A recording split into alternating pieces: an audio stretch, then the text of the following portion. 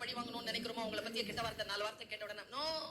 இப்படி வந்து நிக்கும் போது துரோணாச்சாரியார் சொல்றாரு, நீ போயிடுப்பாரு. ஏன் கேட்டா, உனக்கு அப்பா பேர் தெரியாது, நீ போயிடு, நீ சத்திரியன் இல்ல, போயிடுங்க. தர்மன் சொல்றாரு, போ வெளியில போ.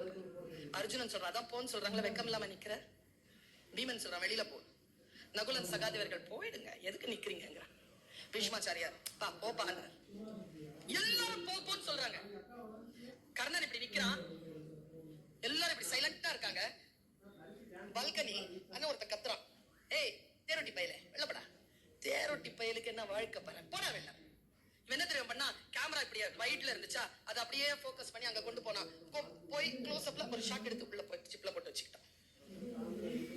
மகாபாரத போர், துரோணர் இறந்துட்டார், பீஷ்மர் படுக்கையில் படுத்துட்டார். நீ வா, நீ தான் அடுத்த தளபதின்னு கூப்பிடுறான் துரியோதனன். கர்ணன் என்ன பண்ணா தெரியுமா, முடியாது துரியோதனா, போ.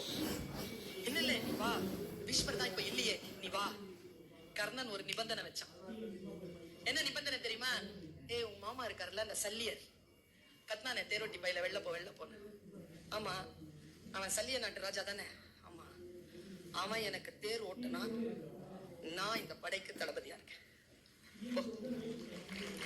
நேரா போனா துரியோதன, மாமா அப்படி உள்ள நுழைஞ்சான். சொல் துரியோதனா, அடுத்த தளபதி நான் தான், நீ இல்ல மாமா, கர்ணன்.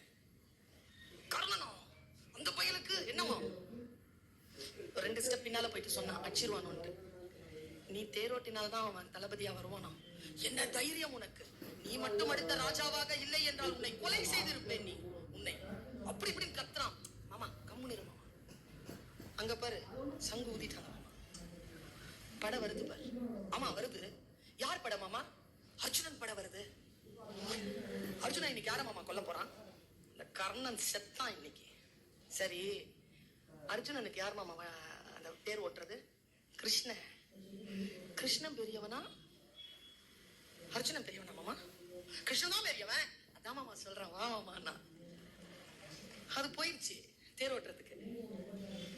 உன்னை யாராவது அவமானப்படுத்துறாங்கன்னு வச்சுக்கோய, அப்படியே பாத்துக்கோ, அவங்கள க்ளோஸ் அப்ல போய் போட்டோ பிடிச்சி உள்ள சிப்ல வச்சுக்கோ.